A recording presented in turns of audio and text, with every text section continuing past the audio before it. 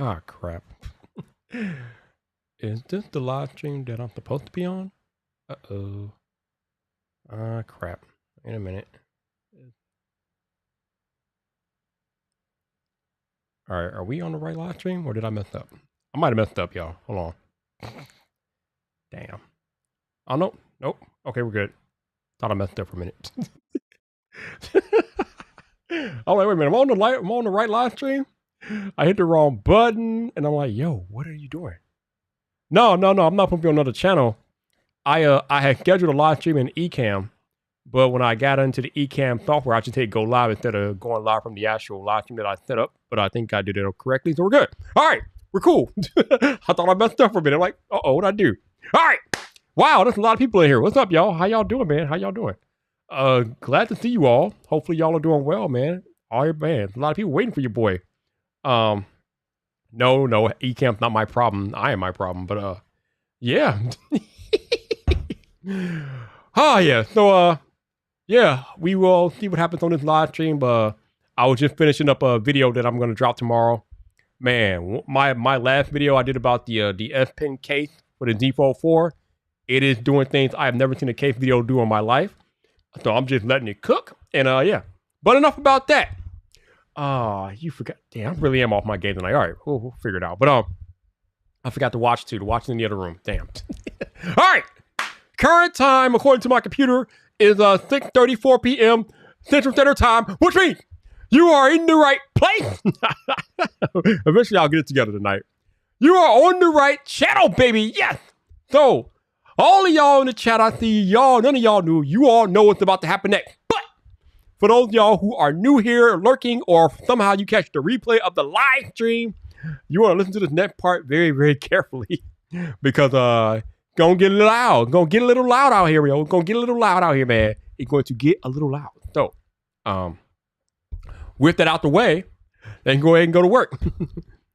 Newbie, turn your volume down now. Turn your volume down because I am not gonna be held liable for what your neighbors think about you listening to some loud dude on YouTube. That's on you, not on me.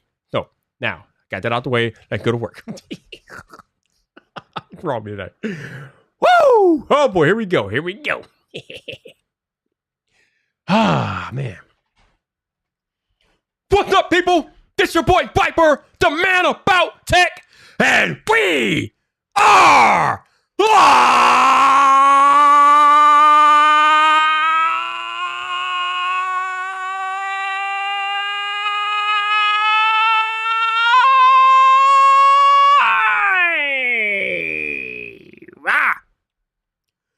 welcome to Friday Night Fight, baby! Woo!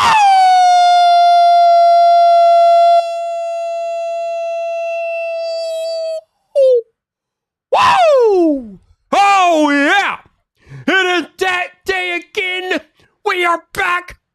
We are live! Oh, and you too! Woo! Alright!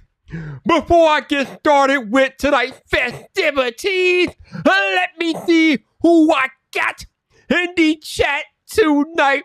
First on the list is my man, Genoson's in the cut. What's up, bro? How you doing? We got Pat Tech out there too. What's up, Pat? How you doing? What's going on with you? We got Jason C down there doing his thing. What's up, Jason? How you doing, baby? What's going on with you? Jeff Hale is literally everywhere. What's up, Jeff? Always good to see you, my dude. Who else we got down there? We got Jonathan Rash in the building. What's up, Jonathan? How you doing? What's going on with you? We got the Tech God up in here. What's up, Tech God? How you doing? What's going on? Mr. Brian R. As always. What's up, Brian? Good to see you, my dude. What is happening with you? Who else we got? Blah, blah, blah, blah, blah, blah, blah. Keep scrolling out here. Fit Blonde Tech is in the building. What's up, Fit Blonde? How you doing? Good to see you. Who else is in the building? What we got? Oh, yeah, my head of security is here. My man, El Jefe Reviews. What's up, Jeff? What's going on, baby? How you doing? What's going on? We got DB out there. What's up, DB? How you doing? How you doing? Who else? We got Cool Gamer, of course. What's up, Cool Gamer? How you doing? Good to see you. We got my man, my homie from the UK, Marvin Wallace is out here. What's up, Marvin?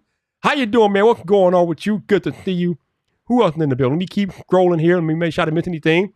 Alex Jackson is here. What's up, Alex? How you doing? Good to see you, man. What is going on? What is going on? Wisdom Empire is here too. What's up, Wisdom? How you doing, sir? Good to see you out here in the cut. Let me keep scrolling. Who else we got? Let me keep going. We got Joshua Martinez. What's up, man? How you doing? How you doing? What's going on? What's going on? Should you purchase that Odyssey Arc? Oh, man. I mean, if you got $3,500 that's just burning a hole in your pocket, then I guess you could do that. But I don't know, man. Yo, before I get started with this live stream, somebody let Technically T know that I'm looking for him, yo. Somebody let Technically T know that I'm looking for him. Where's he at? Like, where's he at? But anyway, I don't know if this is gonna be a long. Yeah, the comments are going off the screen. Yeah, because I'm taking them off the screen. That's how they work. I pull them up and not take them off. That's what I do. But I have had. Oh, I'm just gonna call you Goku. We got Goku up in here. What's up, Goku? How you doing? Good to see you. So, what's going on tonight? I don't know how long this live stream is going to be, but I have had for the last 3 days the Z Fold 4. Now, I have a video coming out tomorrow morning talking about my first 3 days with them, but you all will get a sneak peek of the video. Wait, what are you talking about? You all will get a sneak peek of what I got to say tonight, but I took a lot of time today to put out make a video, and we got a video. What do you mean? What are you talking about? What is Brian talking about? When you put them up, it get cut off. Oh, well, I guess it just depends on how long it is. I mean, I guess I could make them smaller, but let's see. Yeah, it's interesting. Where in the world? How do I control size? Oh, there it is. I don't know. I guess I can do it like that. I don't know. Yeah, oh, no, that's definitely not gonna work. Okay. Yeah, hold on. Here we go again.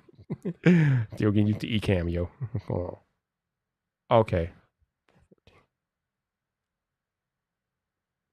Why in the world? Now I look all small and crap. What is going on? And what is this font, yo? What is this font? What is going on here? Yeah, I shouldn't mess with this. Oh my God! I gotta see Brian. See what you did, Brian. You messed me up, man. Now I gotta fix this goofy font. What is this? What is this font, bro? What is this? Apple. What is this garbage font is going on? What's this garbage font? Okay, I gotta fix this. Where'd it go? Okay, bold. All right, we're getting back to business. All right, here we go.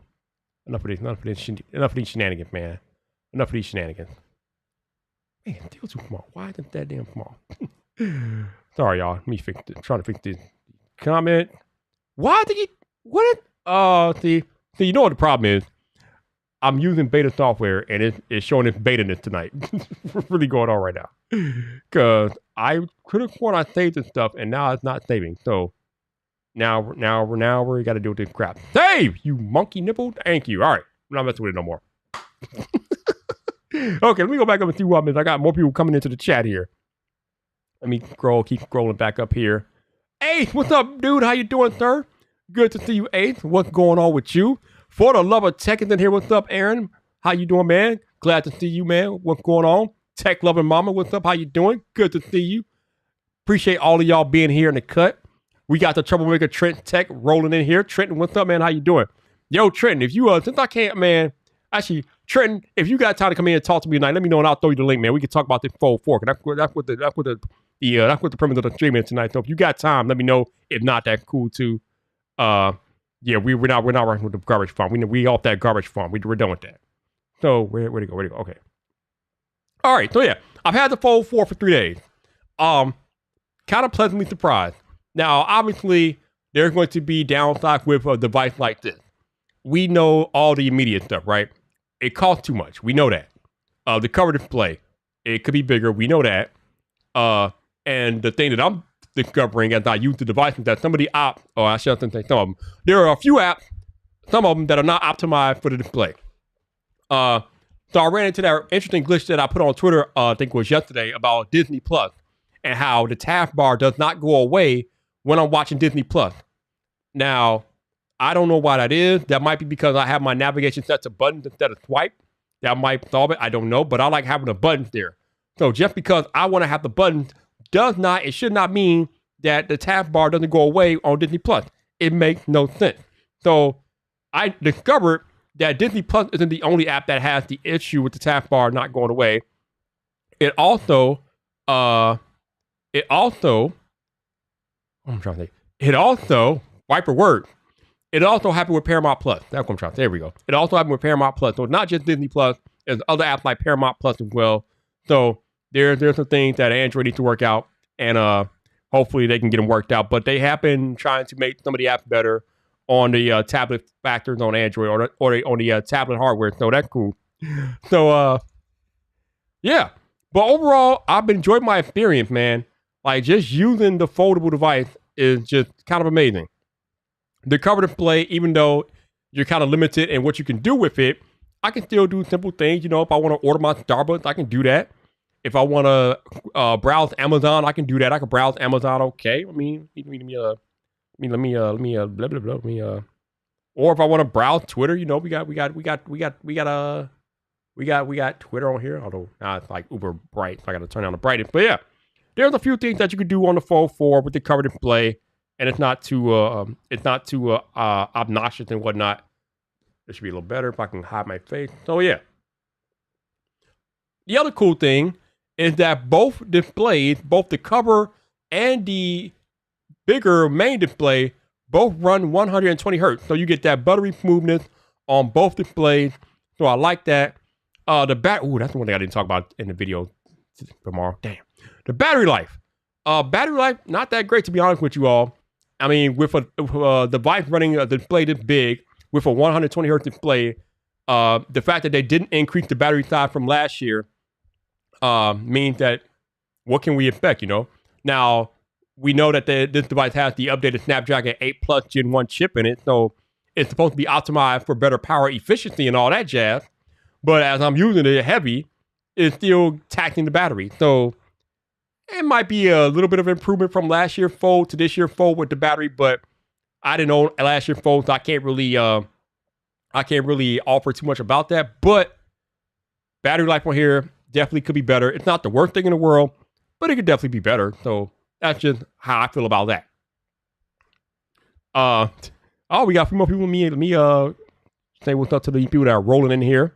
We got the tech enthusiast. What's up, tech enthusiast? How you doing? Good to see you. Also, shout out to my lurk squad. I know there's a few of you all lurking out there that you don't want people to know that you watch Viper, but I appreciate that y'all watching. Maybe you're watching on a device that you can't comment from, or maybe you don't want people to know you're here, but I know you're here. I see y'all out there, even though you're not announcing yourself. So thank you for being here. Thank you for rocking out with me. I appreciate y'all. And yeah, we out here chatting about this Z Fold 4 tonight. Tech for your needs. What's up, bro? How you doing? Good to see you out here. I also see Samuel. I'm not even about to butcher your last name, but Sam's out here. What's up, Sam? How you doing, man? Good to see you. Also, I just saw my man out here. Where you go? Ready, go. Renee Richie is here as well. What's up, Renee? Renee, at some point, we got to get you back on Friday night, man. We got to get Renee back on Friday Night Viper. I know he's under that NDA with Google, you know, but we got to get Renee back. Don't make me march in the Google headquarters, yo. I'm like, y'all, I demand Renee back. What up, Lobo? How you doing, man? Good to see you, my dude. Yes, man. That's the other thing about this device that is pretty amazing. It is a awesome 2-in-1, man. It's a phone, it's a tablet, although it's not the best at either or, but all the things that you can do with it makes it legit. It is definitely a nice device to have. Although I wouldn't recommend everybody going out there and spending $1,800 on it, but you know, I mean, hey, if you got the money and you want that foldable life, you want to have a tablet in your pocket, then yeah, I would say go do that. Matt G, what's up, bro? How you doing, dude? Good to see you, Matt. Good to see you. Hopefully you're doing well. Digital Slang is in the building. What's up, Slang? How you doing, man? How you doing? Hey, so I see we got audio people in the chat. So for my audio people out there, do you know anybody at Sennheiser that a Viper could talk to? I need to get my hands on the Momentum 4 headphones, yo. I want the Momentum 4. So if any of you all know anybody that you can get me in touch with at Sennheiser, let them know about your boy Viper. I will do a video for them if that's what they want. But I want to get my hands on them Sennheiser 4 headphones, yo. So any of my audio people out there know anybody from Sennheiser, let them know that the Viper's looking for them, okay? The Viper is looking for you, all right? And the channel been populating, so you go get views, okay? Then you go get views from Viper, okay? So let all the people know that Viper's out there. I want some of those Sennheisers Momentum 4 headphones, yo. Let the people know. Let them know. Yo, Aditya, what's up, man? How you doing, sir? Good to see you. Good to see you, man. What's happening with you? Also, we got Jose out there. What's up, Jose? What's going on? How you doing? How you doing? What's going on? Jay Boogie, too. What's up, Jay Boogie? How you doing, sir? How you doing? Always good to see you in the cut. My man A talking about how he lurked. Yo, Hefe, you never know where Hefe is. Hefe's always doing something, yo. Hefe's always doing something. You never know what the man stay busy. Yo, Hefe stays busy for sure. Perp Minded, what's up, man? How you doing, dude? Good to see you as well. Hopefully you are doing well. We got Andrew H. is asking me if I'm still using the S22 Ultra. I have it. I mean, I have it in the house, but if I'm still using it, not really. To be honest, I haven't really been using it for a while though, so it probably could get traded in at Best Buy or something. But yeah, I'm not really using it. I'm not really using it at all. Let's see what we got here. Oh, Hefe being Hefe. Oh, I see how it is though, Hefe. I see how it is, baby. I ain't even mad at him, yo. I'm not even mad at him. Hefe like, yo, you go click my affiliate link, yo. Oh yeah, but yeah, the fold 4. Listen, man, this device is legit, yo. I mean, there's not much I can say about it. I mean, once you open it up, let me unlock it. Go away. Once you open this up and you are witness to this is life-changing. To have this in your pocket is life-changing. You can do so many things with the display this big that you can literally put in your pocket. I mean, the other day, like I said in the video, I was watching a football game and tweeting at the same time, and I was watching the football game comfortably and tweeting comfortably on the display. That's the other thing. You can multitask like a beast too. You can like be browsing TikTok and Instagram at the same time, or Amazon and Best Buy, and all the stuff I say in the video. So if y'all watch tomorrow's video, it's be like deja vu. But yo, the things that you can do with this 7.6-inch display, and just the smoothness and the fluidity between the Snapdragon 8 Plus Gen 1 and 120 Hz and Android 12L, it all comes together to make for a pleasurable experience on this device. The one thing that I don't understand that with Samsung devices lately is that Twitter, even on this device with the updated 8 Plus Gen 1 chip, Twitter sometimes stutters on here. I don't know why. It doesn't do it all the time. But sometimes when I'm scrolling Twitter, you can see that stutter. It's weird. I don't understand it. But it's there. Other than that, everything else runs smooth. Apps get in and out of their break pretty quickly.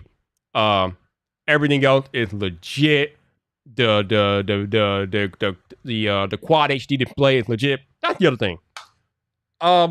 We've been on Quad HD for a few years, right? So my next question is, when are we gonna have 4K displays in our pockets, right? Obviously Quad HD, what is that, like 1440p, something like that? I don't know. I don't know all the numbers, but when are we gonna have 4K? When are manufacturers gonna upgrade to 4K on the smartphone displays? I know Sony's like the only one out there with a 4K display, but I know Samsung, they're always on the cutting edge of display technology. So Samsung, if you're listening, I'm just curious, when are we gonna get to 4K? So we got Janosim down here talking about, well, we don't need 4K. Hey, yo, your boy Viper is live streaming in 4K right now, okay? I'm live streaming right now in 4K. I don't want to hear it, yo. People watch things in 4K, man. Yo, if people are out there watching things in 4K, then, you know, I mean, what's going on? Like, why can't we have 4K on our smartphones? We might not need it, but that doesn't mean we don't want it. I mean, we don't need 120 Hertz on smartphones, but we have it. And the tech nerds lost their mind about it last year with the iPhone. So, yo, what is going on? So Joseph makes a good point here. He said, you have 4K, you messing with the battery life. Why is this? Okay, now I'm getting annoyed. Why is this happening? Why is the damn thing cutting off? Okay, hold on, y'all. I am a moron. Hold on. Why is this happening? Why is this happening? What is really going on? Okay. I'm getting annoyed. I'm getting annoyed, y'all. I don't know why the comments are being cut off. I'm again. I'm gonna try to fix this. Oh my goodness. What the hell? All right. Let me go back to here. No. Oh no. No. I don't know. Can y'all see what I'm doing here? I don't even know if y'all can see what I'm doing here. But trying to get the aerial, regular bow. Okay. All right. Why is this being dumb though? Okay. Huh? And why are you 18? Whoa, no. What are you doing? Oh, y'all can't see this. Okay. All right. Okay. Can I say that? All right. I think that's better. Guess I'll find out in a minute. But yeah. So BG says 4K probably hard to balance with battery life. Here's the other thing. That's the other thing about battery life, right? Bruh. We have been rocking with lithium-ion batteries for well over 10 years now. It is time for smartphones to evolve past lithium-ion batteries. I know this is a hard problem, and a lot of companies are probably trying to work on it and figure out how we can evolve our battery technology. But it is time to evolve our battery technology. I know we were hearing a lot about what was that battery that was called what was it the graphite or graphene or something like that. I think it's called graphene, but nothing's ever come of it yet. They keep fast charging all these batteries, and that's cool and all. But as I told you guys before, fast charging is nice, but I want my battery to last longer. I don't care about fast charging. I want it to last like 2 or 3 days. I want to go back to the old days where I used to be able to have a phone last a week on a charge, okay?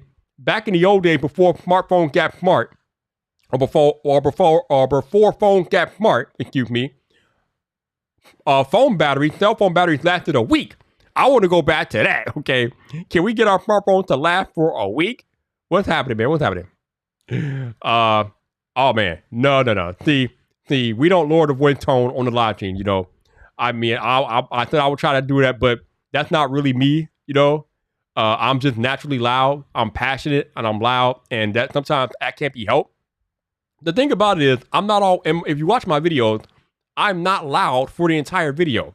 I'm loud in the beginning because I'm hyping myself up for the video, but I'm not loud for the entire video.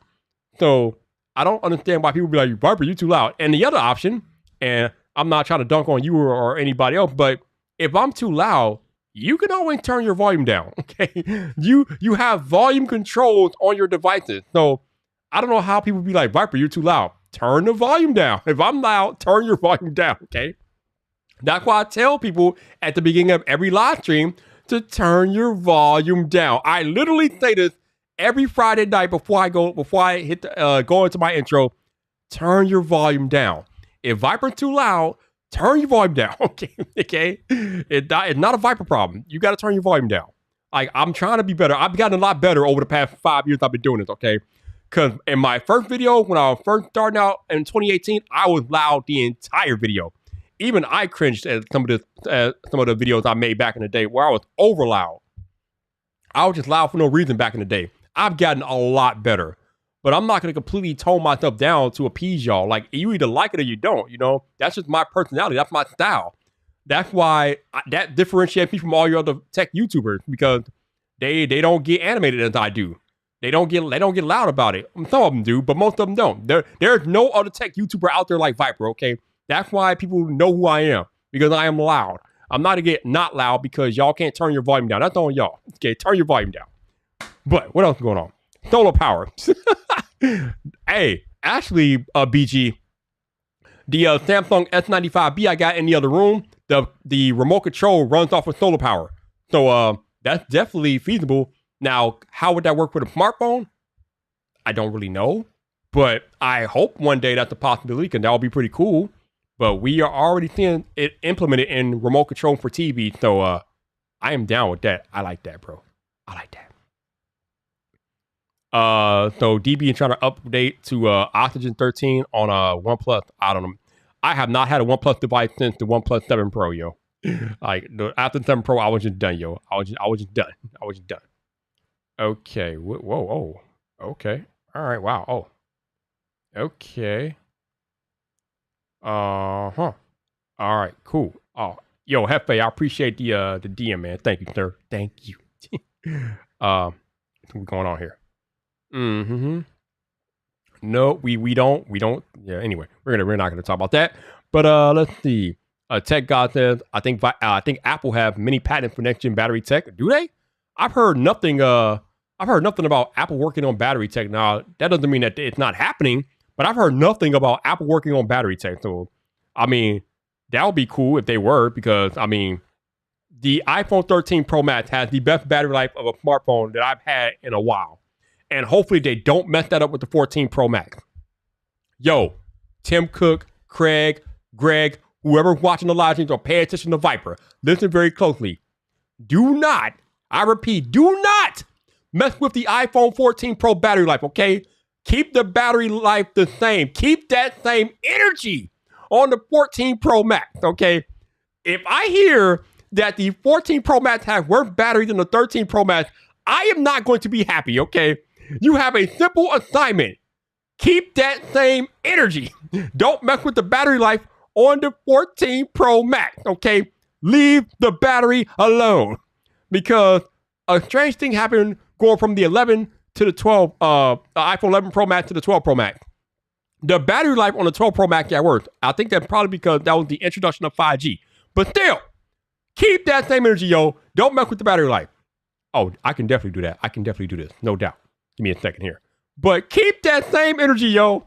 Do not mess with the battery life on the iPhone 14 Pro Max. Don't mess with it, man. Leave it alone. Leave it alone. All right, I'm going to copy this. All right. Give me a second here, Mr. Trenton, and I will get you a link. Appreciate you making the time, my dude. Right, yeah, there he is. And we're going to copy and paste. Bam. All right, sir, Mr. Trenton, check your Twitter DM. Why can I not talk tonight? You're on the live stream, Viper. You word, brah. You word. Okay. All right, so Wisdom says, Viper, since we're into tech season again, why is it still doing this? What's on your radar to purchase besides another smartphone? You know what the funny thing is, I just asked somebody this not too long ago, and I am very, very intrigued by the Galaxy Buds 2 Pro. Also, as I just told y'all, I want those Sennheiser 4 headphones, yo. I want those. I'm gonna try to get those, all right? I'm gonna try to see if I can pick those up, or hopefully they'll send them to me. I don't know, but I'm gonna try. But I want the Sennheiser 4 Momentum headphones because I think those are gonna be beast. But yeah, I might go out and get the Galaxy Buds Pro 2. I'm not sure. Other than that, I'm not interested in the iPad. Not really. I got enough iPads. I don't need another one. I don't know. Oh, we got a phone call here. Yeah. Let me bring in my man, Mr. Trent Tech. I'm gonna try to see if I can pick those up. Hold on, I gotta echo. Send them to me. All right, let's see. Where is it going? Let me make sure I'm good on my end too. Hold on. Yo, so there he is. No, I've been looking for Technically T all night. Now he shows up. Where you been, bro? All right, I'm good. I'm on here. What's up, man? How you doing? Doing good. Just relaxing. It's Friday, so I'm about to enjoy the weekend. Cool. Hey, you all, let me know if you all hear an echo, because every time I bring a guest on here, it seems like there's an echo until I go in and do some tweaking, but it should be good. But yo, you've been putting out the content you've been putting out more than me, but we have both been putting out the content about this fold and these foldables, man. I know you have some thoughts about the Fold 4, so let it rip, man. What's on your mind? I don't know. Like, you know how you feel like you get a phone and you feel like you should be excited for it because you never had it, and it's something that's brand new and everybody else is excited about it, and you're not excited about it, but everybody else is excited about it, so you're trying to find a way to get excited about it. But I've been using it since I got it Tuesday. Today's Friday, and I don't feel excited about it. Like, am I glad I have the opportunity to get the phone? Sure. Am I glad I got a chance to put my hands on the phone? Do I appreciate that I can make content? Yeah, but it's not, I don't feel the need to like replace my S22 Ultra with this phone. Have you ever had a fold device, or is this your first fold device? First folding device. Wow. Never, Wow. never had a folding device. Never even had a dual screen device. Wow. I remember when I got the Fold 2, I was like enamored, man. I was in love. So it's interesting to hear you say that you're not feeling it. Interesting. Okay.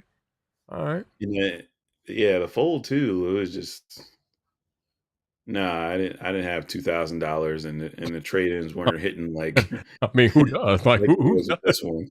Yo, you know, that's what he's literally like, yo, that's it. Like, he's like, this is what everybody's talking about. I mean, look, I got it right here. So like, if anybody's wondering, like, I have it here. I've tried using it and stuff, but I just have my own personal reservations about this. As far as the cost, like that's really my biggest issue. The display, it looks great. The inner display, it looks great. Folding screen. The fact that we're saying this in 2022, I grew up in the 90s staring at two TVs and playing on Nintendo. So I'm very appreciative of the technology. What I don't appreciate is the price for what you get. I can understand that. I remember watching your video and you were talking about how for $1,800 or whatever, the unboxing experience is definitely lacking, and I agree. Uh, Even when I got the Fold 2, there were more to the unboxing experience than what we had with the Fold 4. And the Fold 1, obviously, that was a whole other thing. But we are putting out all this money, and we open the box, we got the device, and that's it. Come on, Samsung. You can do better than that for that money. Come on now. The unboxing experience has been reduced to 3 pieces of recycled cardboard. Like that's it. That's literally your experience. And to a lot of people, they're gonna bring up the environmental argument because I know that kind of comes up. I can understand if we're talking about a phone that's mass produced on a level like we're going to sell 30 million of these phones and these phones cost $200 a piece. So putting all of these out in the world would create a huge drain on the environment. It's a $1,800 phone. There's not that many people per capita in comparison that's getting this phone, even with trade-ins and all the stuff, the magical hoops you can jump through to get one of these. It's going to be rare for you to see one of these floating around in most places. You know, a lot of people aren't going to have these, so I don't understand the need for your top most expensive highest end phone. You're treating it like it's lowest end phone as far as the presentation. You're literally just wrapping it in some, recycled cardboard, and here you go. Um, I have the same reservation about Apple with their Pro Max, but it's not an $1,800 phone. It's $1,200. I still kind of like, all right, well, okay, but 2 grand, you're just like, I don't know about that. I mean, even when I got my Z Fold 2, when I opened the box, even though there wasn't much more in the box than the device and the charger and whatnot, they had they had um they had a concierge service. They had other services that we could like get sign up and get discount for and different things like that. And none of that is happening with the Fold 4. Um, and I'm not understanding. Now I know if you pre-order it, you got a bunch of perks and different things like that. But for those who didn't pre-order and they get their Fold 4 and they open up the box, there's nothing, just the device. That's it. And a USB-C cable. Like, come on, man. You can do better than that, Samsung. You can do better than that. For that amount of money that we're paying, you can do better. For real. I agree with you on that one. Yeah, I mean, that's like I said, for the amount of money, it's inexcusable. Okay, if you say, hey, we want to sell an iPhone SE for $399 and we don't want to give you a charging brick, fine. If you say I want to sell you a $1,200 phone with no charging brick, I'm like, what? Where's the incentive? Like it's like these little things that you do to kind of like show the appreciation. And like a lot of businesses have moved away from, hey, we appreciate your business, to you owe us business. And that's what it kind of feels like now. It kind of feels like, hey, no, you're buying our stuff, you come give us your money. You don't feel that appreciation. Now, yes, you get like the little stuff where Samsung can say, okay, if you pre-order it, we'll give you $100 credit, so then you can use your credit, and then you can get a charger, or you can get this, or you can get that.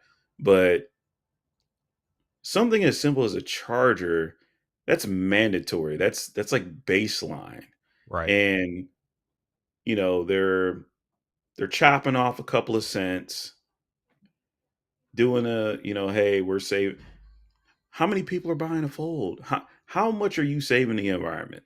I want to know, like, by taking that, leave the chargers out of everything else. But if you go on to Samsung and you type up the total price of a 1 terabyte maxed out Fold 4 is like $21.59 Damn. without tax. Mm.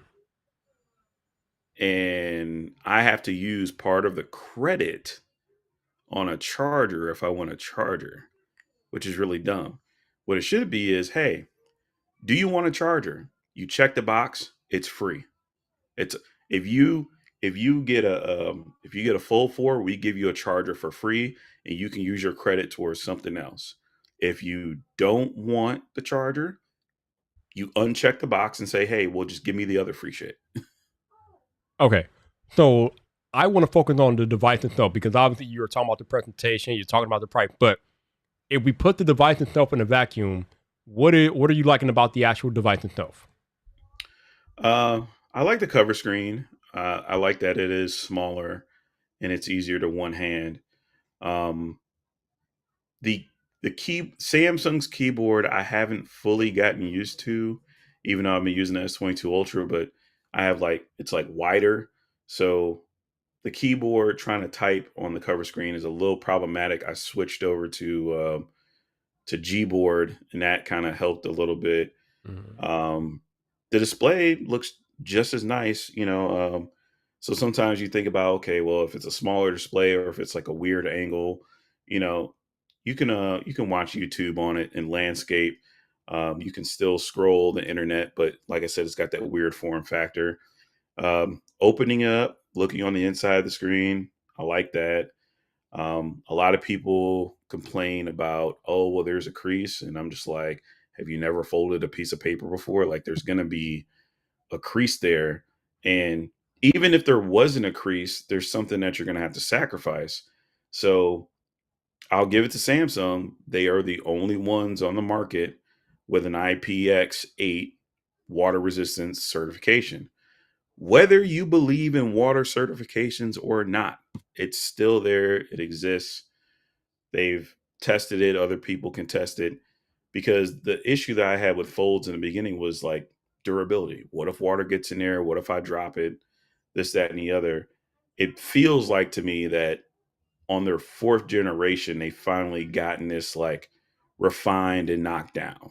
So it's kind of like, all right, we've gotten to a stable point to where, like, okay, this is the standard. Um, Everything else about the phone is pretty cool. The design is okay. The cameras, I would say the cameras are decent, but it's hard for me coming from an Ultra with like all the crazy stuff that I can do with the telephoto Hmm. to come to the Fold and be impressed. But anybody else should be fine with it. Like I said, it's S22 plus cameras. They're not terrible. Like I said, I'm coming from a different zone. Um, like I said, the phone itself, the only thing that's getting me is the price. If anybody were to walk outside right now and say, "Hey, I'll sell this to you for $1,000," okay, sure, pick it up, use it forever. I don't care, whatever. I live with it. But it's that you're that close to 2 grand. I'm like, I don't know. Yeah, the price is definitely hard to swallow, but I mean, these things have been expensive since the original iteration. So that is what that is. I think when the technology becomes more mainstream, then it'll probably get less expensive. But right now, there's only a few companies in the world working on foldable devices. So I think until they have more access to the technology and get better and get the parts down to something more manageable as far as cost, these things are probably going to be expensive for the foreseeable future. So we got a question here from Uno Knight. He says, and of course I can't see it. Hold on. It says, Trent Viper question: since phones don't come with a charging brick, let's suppose you charge your phone and it overheats and something goes wrong. Who's responsible or for fixing or replacing? Um, So if you go into those little owner manuals and you read, like nobody ever reads this anymore, but they will say in there, we recommend, they don't say we require, but they say we recommend that you use a Samsung official 25-watt whatever. There's always some disclaimer in there. So if you were to buy a third party charger and let's say that third party charger damaged the phone, Samsung, probably just like Apple, would probably look at you and say, well, hey, we determined that this was because you used a non-approved charger. yep. I don't think Samsung's as um, tight-lipped as Apple is, but they could use that against you. So that's where that comes into play. Yeah, I would say that if you use a charger that is not a proprietary charger for that device, then that unfortunately that's on you as the customer. Like you got to understand that when you are using a charger that's not been approved or certified, then if you do damage to the device, they're not going to take care of that. No company's going to take care of that usually. So Put up Jay Boogie's all comment. right, let me go back and find it. Where you got? All right, here we go. Yeah. This phone is not for everybody. It's totally not for everybody. I'm gonna say it in my next video because pretty much my next video is gonna be like, hey, I'm returning it and why I'm sticking with my S22 Ultra. And it's not to discourage other people from buying the device. If people want to buy it, if people are cool with spending the money and it's everything that they want to be, I'm totally cool with that. I'm just saying what my reasoning is. So that's why I'm not saying, hey, don't buy this, right? I'm just saying why I'm not going with it and my reasonings. But that's different from like a video that I made about the case where I feel like a lot of people, if you get the case, get it for free. Don't spend $90 on the case because I don't believe that it's worth it as far as like the build quality or the longevity or whatnot. But definitely if, just like I'm choosing to stick with the S22 Ultra, somebody else might choose to go with the full, and I have no issue with that whatsoever. All right, so let's talk about that case. I have it, but I'm not even using it because there's another Samsung case that I like better, and that is the standing slim cover case. That's the one I'm using, but I'm not even using both parts. I'm only using the back part because I don't like how that front part cuts off some of the bezel on the cover display. The cover display is already tiny as it is. I don't need losing space on the cover display with a little border thing. I don't care about that. The reason why I love this thing so much is because it has a sturdy kickstand that you can use to hold the device up while Yeah. you can prop it down and watch content or do what you got to do. I know that the S Pen cover has a kickstand, but it's nothing like this slim cover kickstand. But I agree with you, man. I think $90 is a little much for that, even though you do get the S Pen. But here's the thing, you all. There are two S Pens for Samsung foldables. There's the S Pen Fold Edition, which is their basic S Pen, and then there's the S Pen Pro. The S Pen Basic Edition is $50 by itself. So I guess Samsung is trying to say that the case is like $40. This is not $40. I'm sorry. This is like $5. Stop playing, Samsung. So Yeah. so this is the $50 one. This is the Yeah, $50 that's the 50. one. Yeah, we got the $50 one. Yep. Um, in my opinion, this is the worst $50 you could ever spend. In my opinion, I mean, if other people bought it and they like it, but this is the worst. Oh Lord. And we're just talking about the pen itself. The fold edition pen. This is the worst $50 you can spend. You're better off going to Dollar Tree and getting one of those pens that has like the little rubber tip on there for like $1.25 because this doesn't do anything that's really worth it. I mean, yeah, you have a button on there for like, little clicks and stuff, but um I tried it. I wasn't able to do like, where you swipe up. You can't do it because I don't think this is Bluetooth anyway. Right, that's not a Just Bluetooth. the basic one. Yeah, you can write on the screen. Freaking anything can write on the screen today. And it's like I mean, come on. Like, this is a whole Bluetooth pen. A whole Bluetooth pen. with full functionality too, and it comes with the device, unlike the F Pen Pro edition, which doesn't come with the device. If and I said this in my video, like, look, I'm all for personal responsibility and stuff like that. But one of the cool features about having a pen inside the phone, the S22 Ultra, let's say you're busy, your life happens, you accidentally put your pen down and forget about it. Your phone will be like, hey, where's your pen, yo? And you might be like, okay, now can you track it with it? No, but at least gives you that reminder if it's gone for too long. Just like, hey, just where's your pen at? This, I mean, you take this out and it's all right, whatever. You lose this, hey, another $50, and this whole trade off thing. So with the case here, you have the pen. Now Samsung says, okay, you can take this off and then you can clip on the stand. Mm-hmm. However, when I went to work, I'm like, well, I want the stand and I want the pen.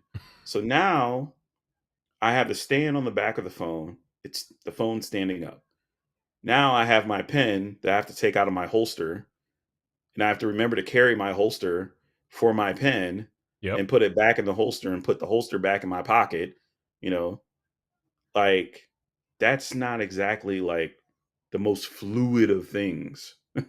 So for me, I just ended up having to choose to kind of stick with the pen because I'm like, okay, maybe I might use the pen more than a stand, but I don't always want to have to be worried about, okay, do I have the pen and do I have the thing, or do I clip it on, or do I take it back off? It just, to me, it doesn't make sense. Like, anybody else that likes this thing, I'm not knocking y'all. I'm just saying, for me, I'm like, I don't, it's not flowing for me. It's creating more of an inconvenience than a convenience. I want to pay more money for more convenience. I don't want to pay more money for less convenience. So that is why I've been rocking with the slim cover, because I told you earlier the kickstand, and this is $50. This case is $50. Again, is it worth $50 to me? No, but I brought it because I wanted the kickstand. That F Pen case, $90. The F Pen is the basic F Pen, not even a full functioning F Pen. And the case itself, it leaves a lot to be desired. I watched in your video as you were able to use your thumb and get that cover display off, even when the adhesive was on and in place. That's the other thing that I don't like about these cases. The adhesive strips that they have to have in place to keep the case on the phone. Why? Why can't you make a case that doesn't use adhesive or needs adhesive? It makes no sense. So you were able with your thumb to get that case off of that front part with the adhesive in place. What? No. So, No. so what's weird about it is, because at first I thought it was like glue, but it's really not. It's kind of like it's like a friction type of material. So basically, what it's supposed to do is, when you put it on there, it's supposed to like somewhat grab and seal on it, but it's not supposed to be a permanent thing. So you can take it off easy. However, the issue with that is, one, taking your phone in and out of your pocket, moving it around, going around different places, dust is going to happen at some point. Two, with all of the health stuff going around, you may want to clean your phone like any other natural person would. You may want to take an alcohol wipe and wipe it down, and constantly trying to wipe it with a case on all the time. All that does is just like push the dirt inside of it and all that stuff. So you say, all right, well, I'm going to, take this off to kind of clean it around. And every time you take it off, a little bit of that stuff gets a little bit more rough, gets a little bit drier, and some of it starts to peel. Now, somebody might say, well, hey, never take the case off. And if you're one of those people that's going to throw this case on there, you're never going to take it off, you're never going to switch it out for anything else, you're just going to use it just like that, then okay, you might have an argument. But for anybody else, over time, this little thin part's going to wear down.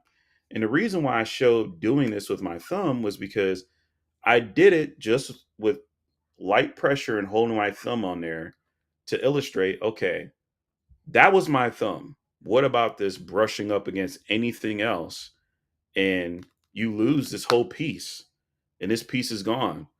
You're not going to find this on Amazon just by itself to replace it or whatnot. No, probably not. And to me, like I said, even if you take this off, which seems to be like, like the answer, like you said, I personally don't want to carry around an $1,800 phone with this whole front part exposed. That's just me. If other people want to do it, cool. I'm not knocking it. I'm just saying, if people want my honest opinion, like people always say, I'm gonna give them my honest opinion on how I feel about it. That you will. Never doubt that you are giving your honest opinion about anything. You let them have it. For whatever reason, Trenton, Samsung has never really been able to make decent cases for their foldable devices, which is weird because you would think that the company that makes the device would have the best cases. As much as T hates Apple cases, I'm sorry, Apple makes the best cases for iPhone, hands down. But Samsung has not figured it out with the foldables. I've been using it, but I'm pretty sure there are other companies out there like Spigen that make better cases for the foldables than Samsung, because these Samsung cases are just not it. Yeah, it's gotten to the point where case makers they just care a lot more.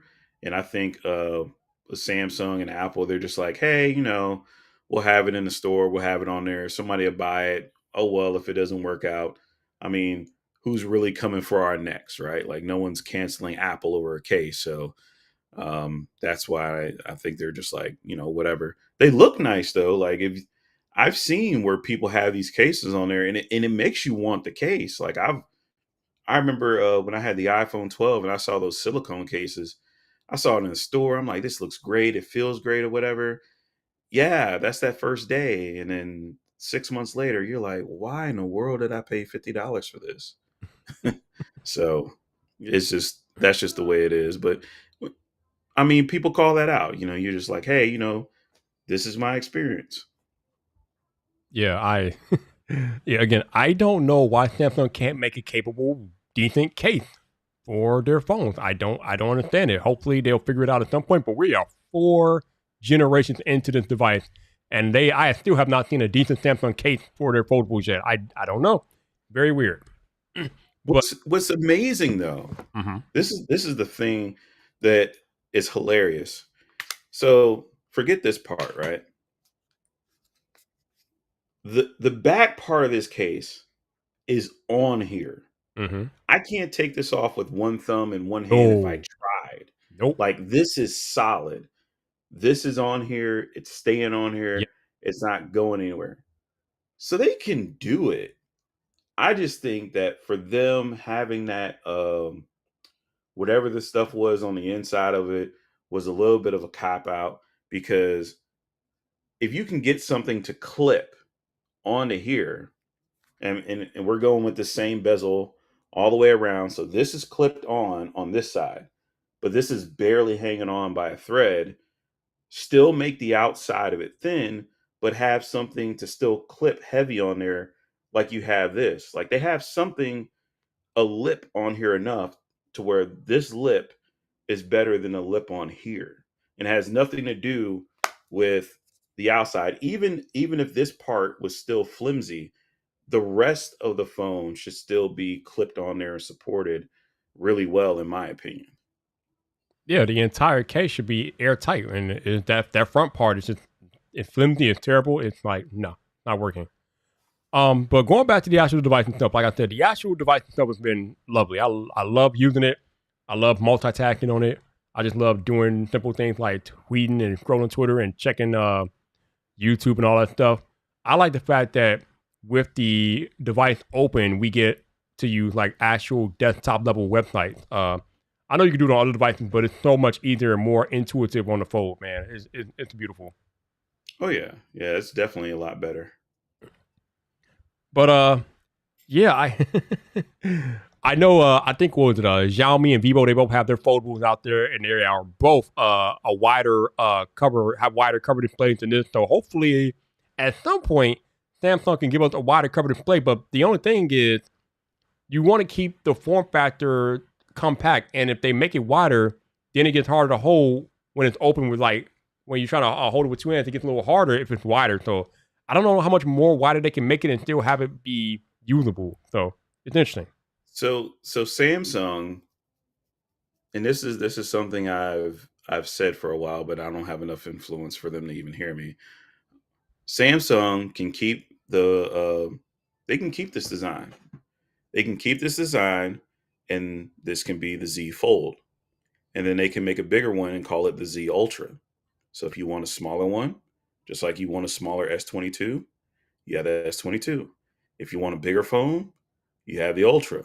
Now, if you make a Fold Ultra and you have this, now you have two foldables in a market where you already own the foldable market as far as the US is concerned. So now your competition, which is Xiaomi, Vivo, and all that stuff, before they even get a chance to get over here, you've already endangered customers with, hey, Samsung, we have the little one, we have the big one. If you're looking for a big one, don't even look at Xiaomi. We already got it, right? And the other thing that they can lean into, because I've been watching these, reviews, and um, I think always is they got like the Mi Mix Fold, which looks really nice and it's really thin. But one thing that a lot of people keep pointing out is that it doesn't have like that flex mode, and for some people they care about it and some people they don't. But Samsung leans very heavy into flex mode. So now you can say, hey, we made a bigger, wider screen device that you guys want, and it has the flex mode that you want, and you can go right down the street and get it, and you can have Samsung Care, insurance, parts, and all that stuff. You destroy your phone, you can get another one 2 days later, this, that, and the other. Okay, cool. The big issue with a lot of people with imports, and I'm talking about regular people, we're not talking about, tech nerds like us. If I give an import, whether it's a fold or a phone or whatever, if I give it to my mom and let's say something happens, it breaks, it snaps or whatever, and she needs another replacement, she can't really get that right away unless it's in the Amazon store, right? Right. Um, a lot of people can use Samsung because their jobs allow them to use Samsung. A lot of people can't use certain Chinese phones because of America and their whole relationship with all that. So my point being, wrapping it all up, is like Samsung literally has the ability. The just problem is they just don't have the competition to really push them to do so. I'm pretty sure if Apple would have come out and say we're going to make a foldable, even if iOS sucks on it or whatever, Samsung would be like, all right, look, we gotta make something to compete with that. Like they wouldn't care. Google making a foldable really isn't going to turn the screws for Samsung, because Samsung still, they're looking at themselves like, hey, we're all the way up here. Like, who are you guys? But when you got somebody like another big competitor that can compete with you on your own ground, then that's when you actually change. So, yeah, long story short, make a bigger Z Fold Ultra. People will buy it. Yeah, when I had a coffee talk on Twitter Spaces this morning, somebody was asking if Apple would get into the foldable space, and then the comment was made that the foldable market isn't big enough for Apple to get in there yet. It's still in its infancy, and I don't know if foldables are selling enough for Apple to even look at that and even take it seriously. They're probably doing research and development right now for sure, but I don't think we're going to see an iPhone foldable for a while. And like I said in the space this morning, me and you have had talks a lot about how Apple and iPad software and just software for bigger devices in general, it ain't there. Apple has no business trying to make a foldable device with the way their software is currently constructed, because it would just be a mess. It's not there for us as tech reviewers, but it's there for the consumer as a new Apple product. I mean, what what had what hasn't Apple made that they haven't like sold out or like had massive success on? I mean, as much as I criticize with Apple, they're still able to do numbers and make things work.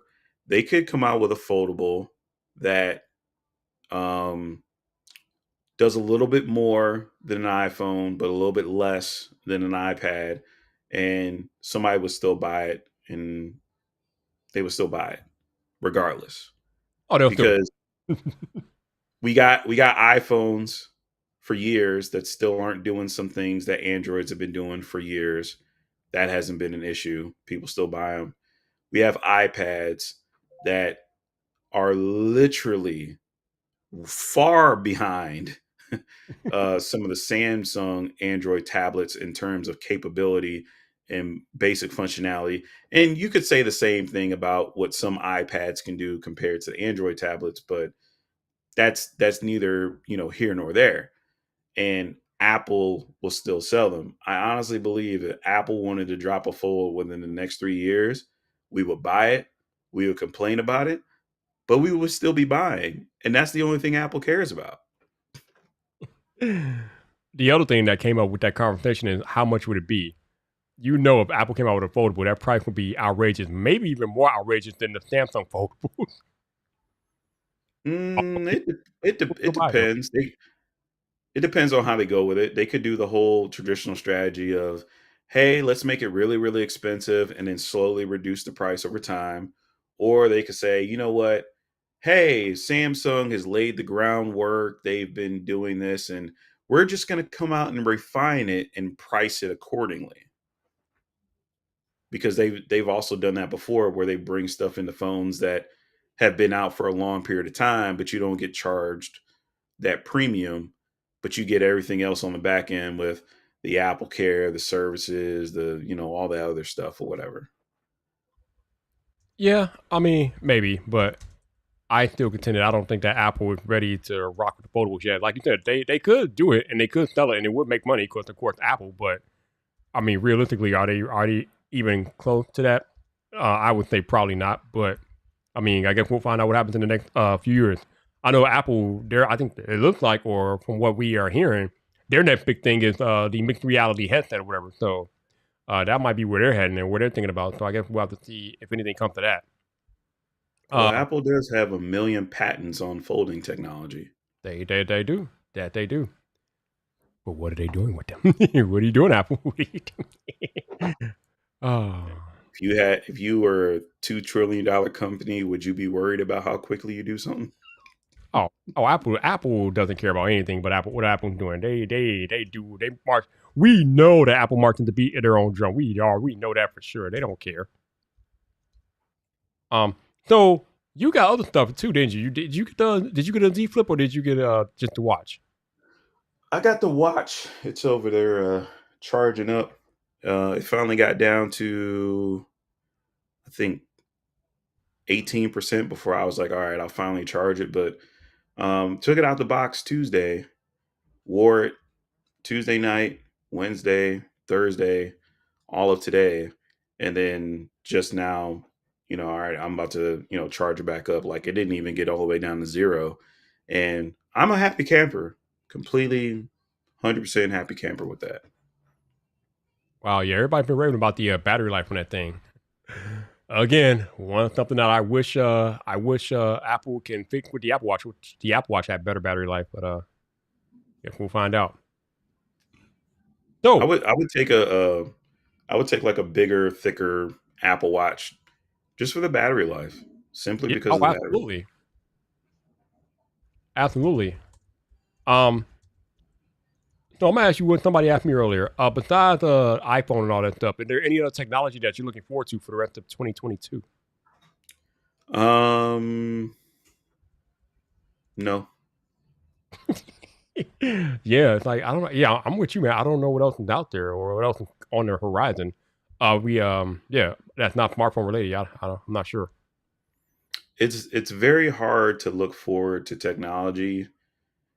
One, because like I said, we kind of got into that point about technology maturing and all that stuff. Two, I'm starting to notice like this kind of trend of like with the inflation that's going on. Companies are like, well, hey, uh, yeah, this product that's already been out in the market, hey, we're gonna raise the price on it. We need to raise the price because of the economy.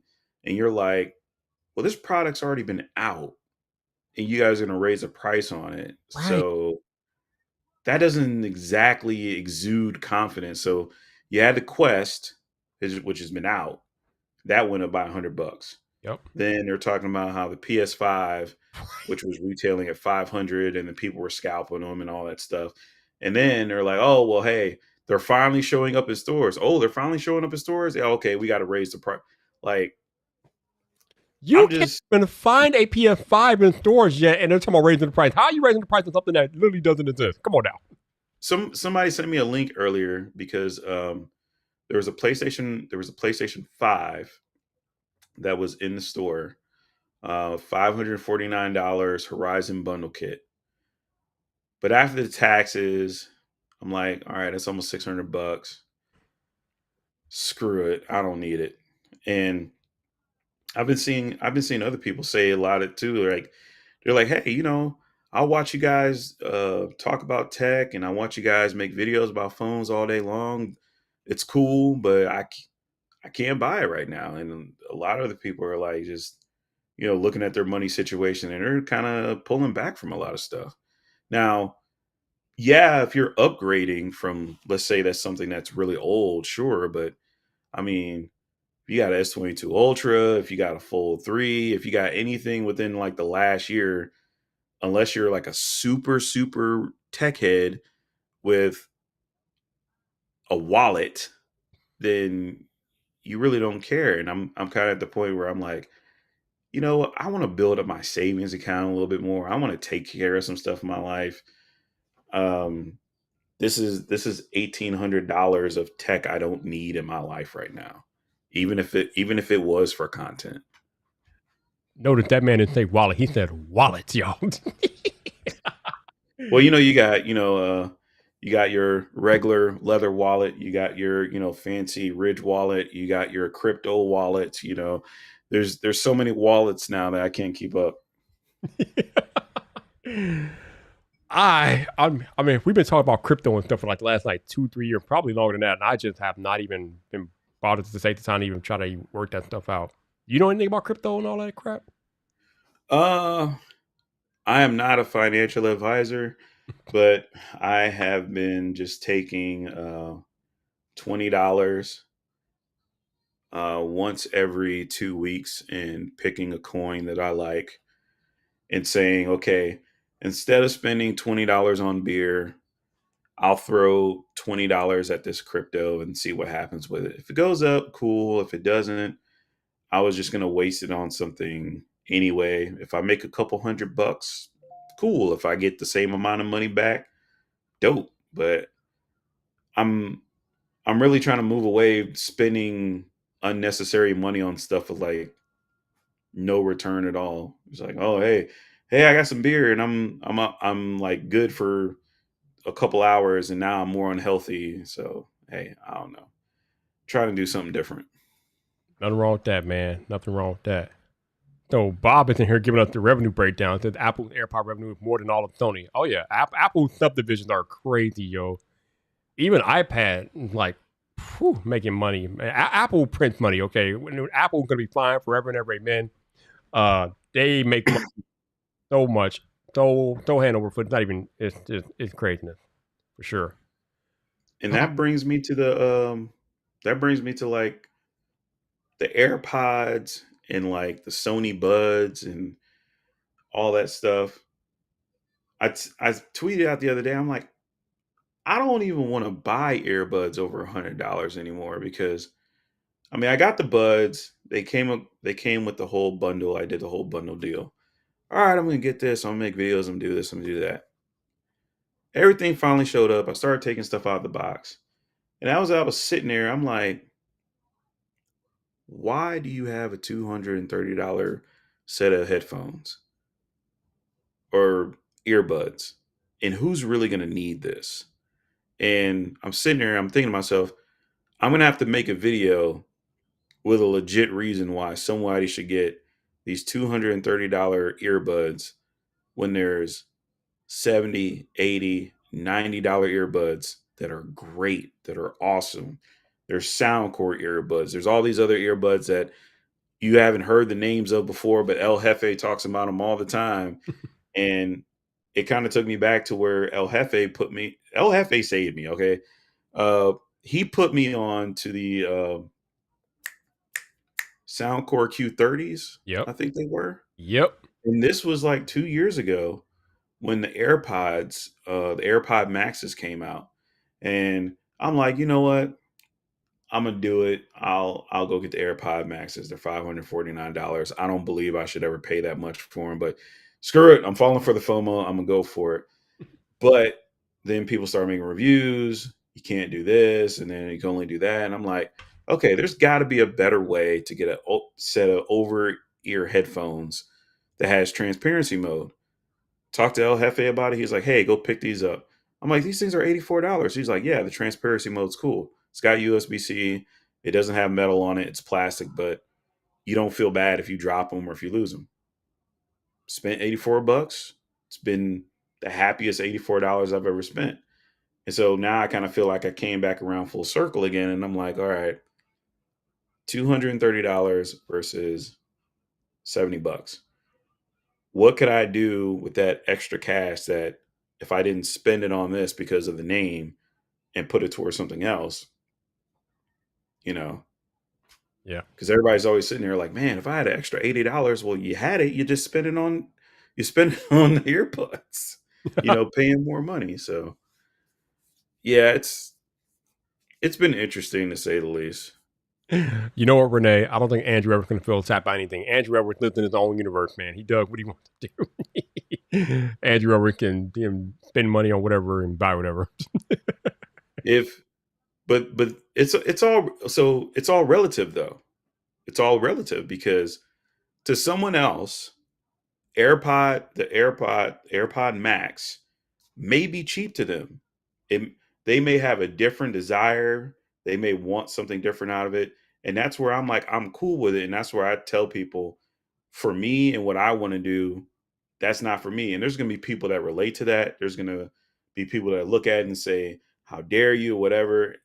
You're not going to appeal to everybody. But my car, I bought it for $25,000, $2018 Nissan Maxima. There are people out here that won't pay over $10,000 for a car. You can't convince them to pay over $10,000. They're like, no, absolutely will not, whatever. Then you have other people out there that won't spend less than $50,000. And it's cool. Everybody's different. Everybody has different motivations. But I'm basically just telling people based off of what I'm looking at, how I see things. This is how I feel. If you agree with it, cool. If not, hey, we're still friends. I don't mind. And that's what you're supposed to do as a tech reviewer and a tech analyst and whatnot. You're supposed to tell the people things from your perspective. I mean, you don't know what somebody else's situation is, so why try to do that? You can tell them what your situation is and how the product relates to your situation, and then they can take that information and do with it what they will. I mean, that's the way it works. That's the way it's supposed to work anyway. What about that? Oh, I want to talk about something cool that happened today. Maybe it happened yesterday. I think it happened today though. Marques Brownlee started a brand new YouTube channel, but that's not even the most interesting part about it. The most interesting part about it is that Marques Brownlee started a new YouTube channel today where he has stated that he is only going to use his smartphone to film the videos. Bruh, I love this. And I love it because at VidIQ, we always talk about how you start with what you have. So now you got one of the biggest YouTubers on God's green earth starting a brand new channel telling people that, listen, I've talked about it. Now I'm going to walk the walk. I'm only going to use my smartphone to film these videos. So, and the first video on the channel today looked crispy. If he wouldn't have said it, I would have never known he filmed it on a smartphone. So I just find it so cool that he's going to do all the videos on that channel with a smartphone. I mean, I told you guys before, I started for 7 months on an iPad. I think, Trent, you started off on your smartphone too, right? What did I start on? It's been so long. Probably a phone, maybe a handy cam. I don't remember. I'll be honest. I don't remember what the first thing I recorded on was. Trent, he probably grabbed the cane. Like, let me grab the cane and he recorded the video. I don't remember. But it's a good thing because one of the one of the issues I had, this was about 4 years ago. I had this issue and people were like looking at me like I was being a hater and all this other stuff. But I'm like, okay, the thing that drove me insane was I would have people who were content creators who had they had Red cameras, they had Arri Alexas, they had Sony cameras, they had Canon cameras, they had all of these big high end 5,000, 6,000, 10,000, $20,000 cameras that they record on. And then they would record the video with those same cameras and tell you, hey, you can make content, you can get started with your phone. And I always thought, I'm like, look, that's like the worst presentation ever. That's that's like pulling up to somebody with a Ferrari that already has a Ferrari and says, "Oh, hey, you can come out here and race with us. You know, you can learn how to drive too." And the person sitting there with like a Honda, and you're just like, okay, there's a gap there. And I always wanted someone to say, hey, even though I record with Red cameras, today I'm going to record with my phone. And I'm going to make not just one video, I'm going to make consistent content with my phone and show you that it's more about the presentation, it's more about how you use your phone and stuff like that. And it was something that smaller YouTubers did because they had to. Like you didn't have that choice. But it was refreshing to see Marquez without the super fancy B-roll, without the slider, without the perfect indoor lighting. Dude literally sat in the car, showed us what it was about. Didn't he took the phone and flipped it around with his Yep. hand. Didn't have it on a gimbal, just the phone. And the thing that I found so hilarious, people in the comments section were critiquing him and recommending that he use an external mic to improve the audio quality. I'm like, y'all, the dudes has more equipment than anybody else. Like, he knows. He literally said, I'm just recording it on the iPhone, which, if we're keeping that same message, hey, pull out your phone and record. Not pull out your phone and plug in this Bluetooth. Not pull out your phone and do up this lab mic. It's just, no, hey, here's a phone. Okay, record, right? That's the message that we're sending out. And he did that message. So that was cool. I thoroughly enjoyed it. Yeah. Like you said, he didn't have a gimbal or no extra equipment. Like when he wanted to change the angle, he just turned the phone and changed the angle. I'm like, see, this is what I'm talking about, yo. That is old school recording, yo. See, these young kids don't know about that old school recording. That's what the OGs used to do, yo. Right. And that's more so, leading by example. Like, if I come outside and, I say, hey, clean the driveway and you got a broom and I got a leaf blower, that's not leading by example. If you got a broom and I got a broom and we're both sweeping together, then, you know, it's easier for people to follow that and be like, okay, I can actually do it because we're using the same thing. The only part, slight difference, is that when he said, I'm recording in ProRes, I'm like, okay, look, everybody ain't got a 1 terabyte iPhone. Everybody ain't got time to be messing with ProRes. So that's the one difference, that's like, okay, it's not that bad, but even if you record it in 4K 30 with the HDR regular footage, you would be fine anyway. You can airdrop it to a MacBook or you could edit it in LumaFusion. It would be fine. Now, that would be cool if he did a studio video saying, hey, I shot this whole video on my iPhone and now I'm going to use LumaFusion to edit it. And I'm going to use my iPhone to upload the footage. Because then, like, what excuse would people have at that point? You shot the footage on the phone, you edited the footage on your phone, Even if you took the thumbnail with the selfie camera, which I think you did, you go into YouTube Studio, you upload it, it's on YouTube, you put your tags in, there it is. You Boom. know, no one has an excuse at that point. Yep.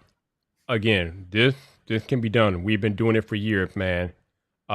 You can make content with your smartphone and only your smartphone. You just gotta have the will to do it. It's not gonna be easy, and it sucks, especially when you gotta edit it or try to edit on a smartphone. But people have done it.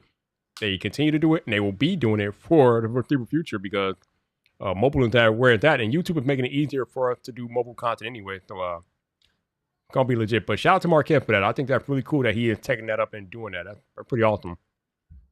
I gotta imagine it's probably easier for him to make those videos with the cars too, because you don't want to be rolling out high end sets to do those car videos. Well, the other thing is, I've been going through this lately.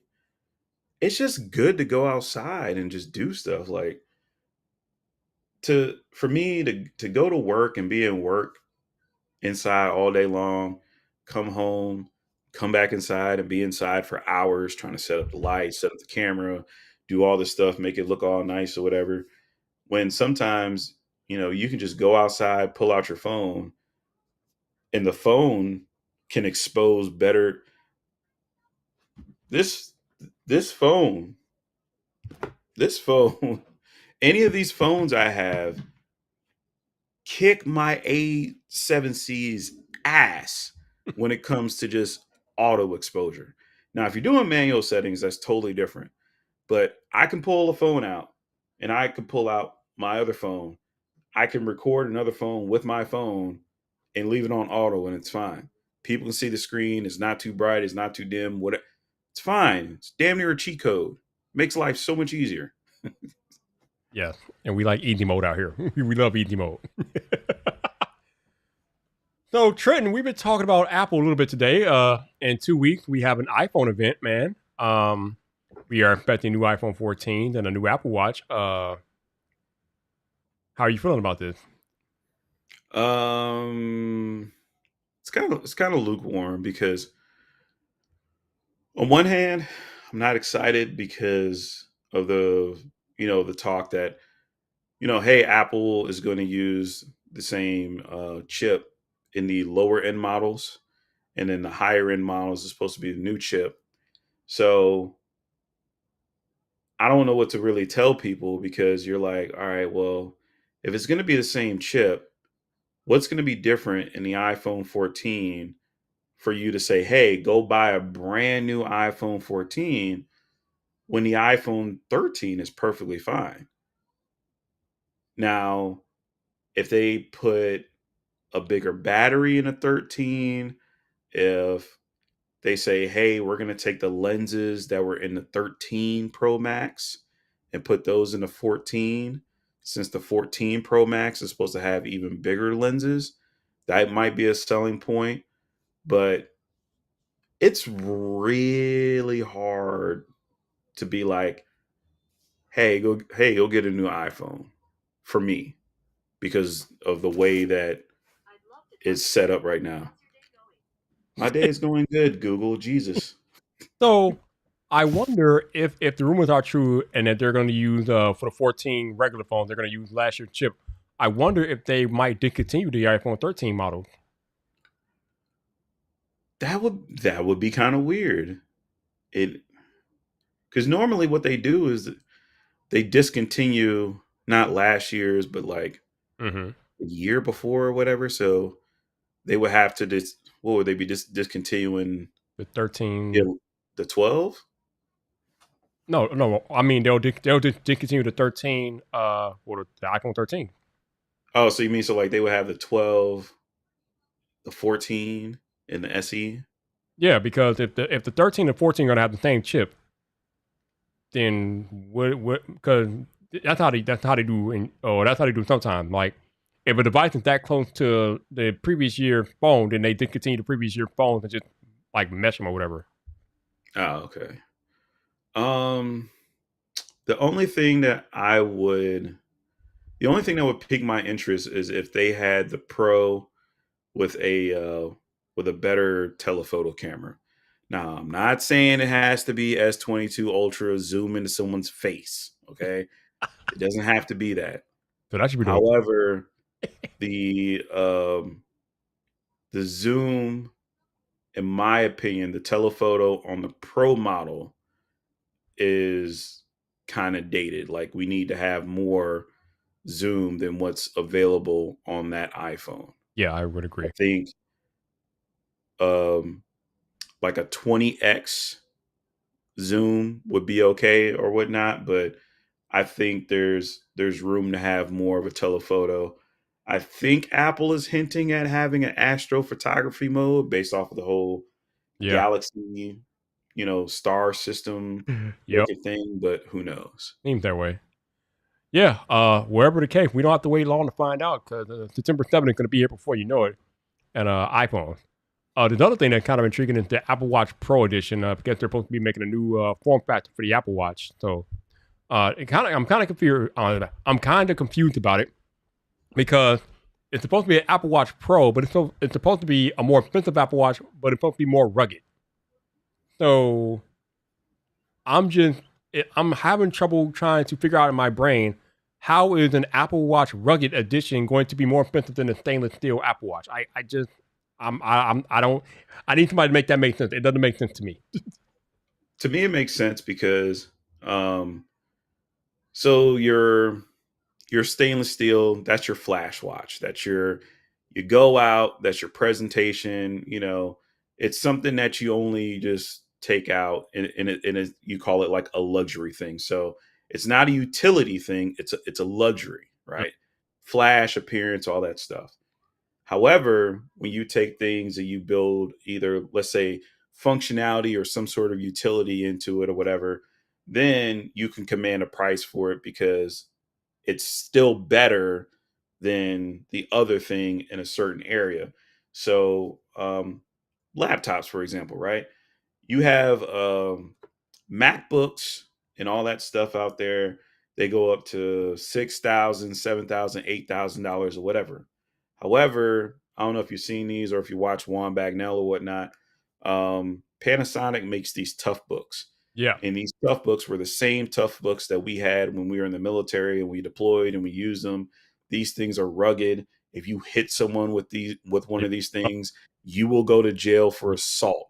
Like these things are built like a tank. Yes. And are they pretty? No. But they're functional and they're meant to do a specific thing. And they cost money because of how well they're built. Like you can drop these things. You can possibly block a bullet with one of these things based off of that utility.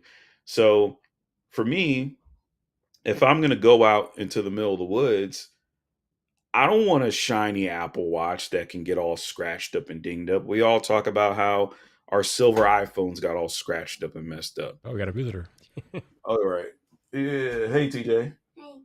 But I want something that's durable, and there's going to be people that are willing to pay for that durability. Yeah. It's funny that you bring up the tough book because when I used to work in IT, I think it was almost 10 years ago now, I worked on a contract job that I worked for ComEd, and we had to image their tough book, their electrician tough book. So yeah, I know all about those. And like you said, those things aren't the prettiest, but they are definitely functional, and they will protect those laptops for sure. Thank you. So yeah, them tough books, they definitely live up to their name for sure, man. No doubt about it. But yeah, like I would, I mean, there'd be people out there if they made a titanium iPhone, they paid for it Oh yeah, as long as it, as long as it was stronger. Or I still remember when Samsung did this, but they didn't have like enough customers for it. They had like it was like a rugged phone, and the phone was built to be rugged. Like, um, so my dad's an electrician, and he also did construction. He would always want a rugged phone because no matter how much armor glass, gorilla glass, whatever, it would get broke because he's climbing on ladders. He's bumping into stuff and metal and all this other stuff, and something to crack, something to break. He'll pay money for something that's going to be rugged, that if he's on a ladder 18 feet up and it drops, it's just going to bounce, and like, okay, because a case only lasts so long. And then you have people that want something that's rugged, but they don't want to add a case to it. You just need to have a big enough market for it. Yeah. Yeah, construction workers are rugged stuff too, like you said. When they're up there on them high temperatures and the phone drops, they don't want to lose their phone, so they definitely want something more rugged and protective as well. So yeah, I guess it really just depends on your quality of life and your lifestyle and things like that. I'll tell you this right now. If that Apple Watch Pro says we give you 2 days of battery life, people will buy it. Bruh! Without People will buy fail. it. Without fail. Now, will that happen? I highly doubt it. But if it did, oh yeah, that would be a selling point for sure. No doubt about it. I got. Go ahead. Oh, go ahead.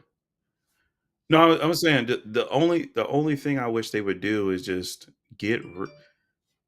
I know it's probably not going to happen, but at some point, please get rid of that proprietary charger. Like, it's not even needed like that. It's not. No, they can do something different with that for sure. Okay, my question for you is: your case video that you did about the S Pen case or whatever, is it still getting crazy views, Um, or is it still getting? Actually, I should say, is it still getting a lot of traction? it's decent. Yeah. So I actually posted the analytics last night. Because I like people were like, "Oh, well, the algorithm's doing me in." I'm like, "Well, if you look here, 1,000 people were searching for this, so look at your analytics, bro." But anyway, I think it's up to 3,000 views, maybe something like that. So I don't know if you had a chance to look, but for that particular video, where's most of your traffic coming from? If you know offhand. Surprisingly, when I did like 20 straight videos of the S22 Ultra, my analytics switched from being mostly searched and they switched to browse. So whatever I was doing in those S22 Ultra videos, it was hitting more on browse first and then it went to search. But this one purely got so last night it was like 1,000 views from search, 200 views from browse, and the rest were just like random ones from like Twitter and other stuff. So this video is still a primarily search video. So like when people are searching for it, this is coming up. It's not like YouTube's showing people this video like, "Hey, you want to watch this?" Like, no. That is the freaky thing, because my case video getting all of its traction, or damn near 90% of its traction from browse, and I can't understand it for the life of me. It's not. It's getting. I think It's I getting. think it might have something to do with your tags. I don't. I mean, man. I guess. I mean, they're not ranking all that highly, so I don't know how that's happening. But it's crazy. I haven't checked the ranking on my tags, but I literally was like, okay, if I wanted to be lazy as shit and I wanted to type a tag into YouTube, what would I type in?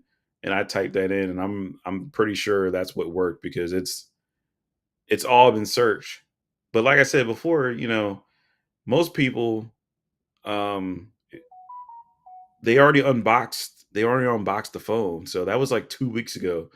If you have some people come through and watch unboxing, great. But today is when the phones officially went on sale. And whenever something officially goes on sale, everybody gets in the news. They start talking about it, and I'm pretty sure people are looking at cases and stuff like that. And so that was kind of like a good timing for both of us. Yeah, this video is still doing bonkers for me. I've never had a video do this for this long. I think since I've been on YouTube, it's nuts. Um, but yeah, it's definitely a timing thing. It's crazy how timing works on YouTube. Uh, for us, like we always do, like if a new product releases or whatever, that first weekend is critical to get content out, because your content could get a lot of traction that first weekend for sure. And the thing is people gonna be looking for that for the next couple of weeks. So Yeah. it's one of those, hey, it starts off nice and it turns into an evergreen, and then you wake up 3 months from now, you're like, why does this video have 29,000 views? I literally took out my phone and talked about a case against a brick wall. But it's what, opportunity meets, what people were looking for. So there you go. Man, that opportunity, man. Opportunity, you gotta take advantage of it. Gotta take advantage of it, dude. So, what's coming up next for you? Are you gonna do like a bunch of videos on the fold, or what do you got going on? Oh no.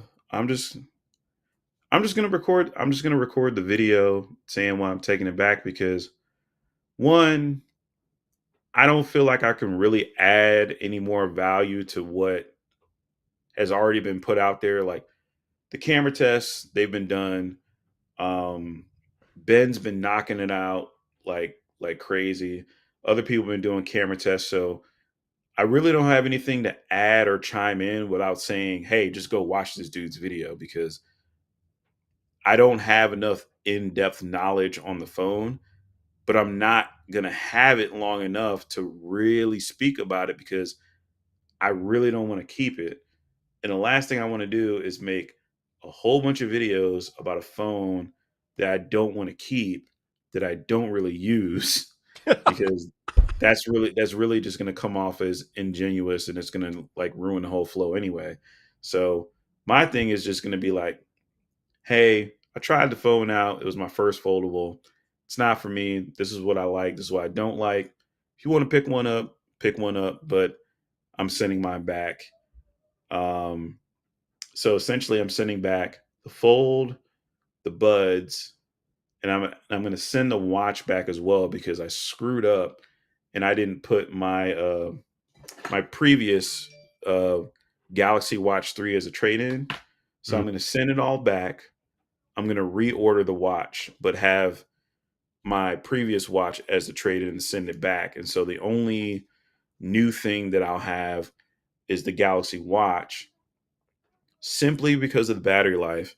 Also because the vibration motor in the Galaxy Watch is so strong that now I'm not worried about missing notifications. Like if my phone's across the room and I don't hear it, bam, I feel it like straight on the wrist. It's good to go. I only need the GPS model. I'm probably never going to do another cellular one. And so having that Watch 5 and the S22 Ultra is a good match for me. And so I'll probably make more videos on like, hey, this is how this setup is working for me. So if there's anybody out there that's out there like, I don't know, should I get a fold or should I get this or should I get that? You're just like, hey, I'm doing it with the S22 Ultra and the new watch. So we can just kind of roll from there. Interesting. Okay.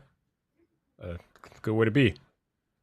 Uh, appreciate all of y'all hanging out and watching tonight. Thank you for being here. Always love hanging with y'all on Friday night.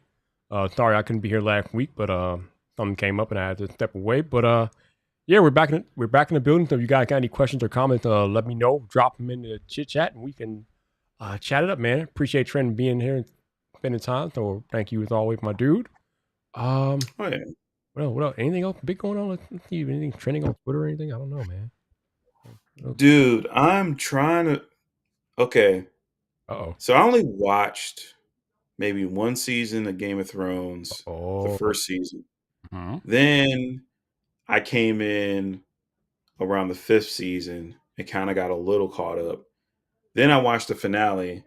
So now I'm trying to watch House of the Dragon, but I'm trying to understand how, like, I need more narration at first.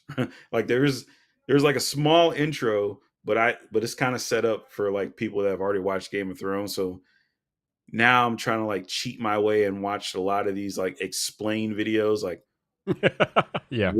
what is really going on in the first episode, because I'm so lost. But I don't want to go back and try and rewatch all of Game of Thrones to try and watch a prequel. So yeah. Well, the thing about the House of the Dragon is that it's set like a few hundred years before Game of Thrones, so they're telling their own story. I mean, obviously you're dealing with a lot of the same families and everything like that, but I don't know. I don't really know if watching Game of Thrones is necessary to enjoying House of the Dragon per se, because House of the Dragon is like something else entirely. So I don't know. So we got Renee in the chat talking about VidSummer prediction. What do you mean prediction per se? I predict it's going to be an amazing event. I can't wait to be there next month. Uh, so looking forward to that. As far as She-Hulk goes, I'm liking it so far. Are you watching that at all? I'm watching it, but Marvel's kind of weird with stuff because um so for me, I'm a big comic book dude. Like, sure, if you change origin stories or whatnot, that whatever. But they really rushed that first episode. It was like highly highly rushed. Like, you know how somebody gives you a quick recap when you're like, okay, can we get a little bit more of the story or whatnot? And I think episode 2 is kind of like compounding on it. But it was just like, hey, Jennifer Walters, ship, roll down. Hey, she's She-Hulk. She can control stuff. All right, we're good. Wait, what? and and the backstory for She-Hulk was so much more interesting. I'm like, okay, Jennifer Walters getting into a car crash, falling down into a ravine. She scratches her arm on a random piece of metal. Bruce is bleeding, and it accidentally drips into her arm.